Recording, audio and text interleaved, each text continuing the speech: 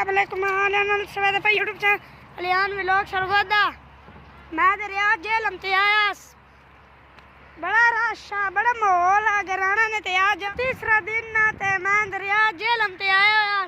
बड़ा रश है बड़ा माहौल है अज है नहीं अज और भी है दरिया जेलम ओ सामने मुटरवे दिसती तो पई ने आज तीसरा दिन है इडली ते आ मंजे सारे दरिया जेलम ते मैं शाम हो गई मैं यूट्यूब चैनल पे अपलोड कर सा मैं सब्सक्राइब कर लिया है।